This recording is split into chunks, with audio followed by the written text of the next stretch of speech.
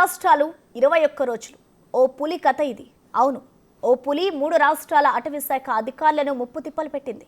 ఒకటి కాదు, రెండు కాదు, ఏకంగా 21 రోజుల పాటు తన వెనుక తిప్పించుకుంది. 3 రాష్ట్రాలు దాటుకొని 300 కిలోమీటర్లు ప్రయాణించింది. చివరికి పశ్చిమ బెంగాల్లో చిక్కింది.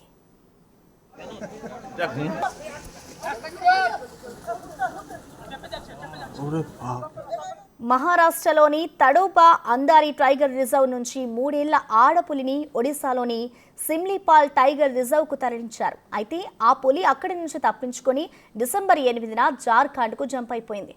అక్కడైనా కుదురుగా ఉందా అంటే అదీ లేదు. వారం రోజుల తర్వాత పశ్చిమ బెంగాల్లోని గుర్గ్రామ్లో అడుగుపెట్టింది.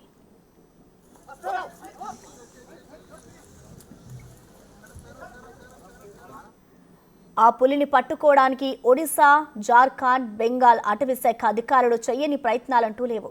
చివరికి నిన్న వారి ప్రయత్నాలు ఫలించి వారికి చిక్కింది. బంకురా జిల్లాలోని గోసైందిహి ప్రాంతంలో దానికి మత్తుమంది ఇచ్చి బంధించారు. పులిని పట్టుకోవడంపై బెంగాల్ సీఎం మమతా బెనర్జీ ప్రశంసల వర్షం కురిపించారు. టీం వర్క్, వన్యప్రాణుల సంరక్షణ పట్ల అంకిత భావానికి ఇదో ఎగ్జాంపుల్ అని ట్వీట్ చేశారు. ఈ ఆపరేషన్లో భాగమైన సిబ్బందికి అభినందనలు తెలిపారు. ओरे बाप रे।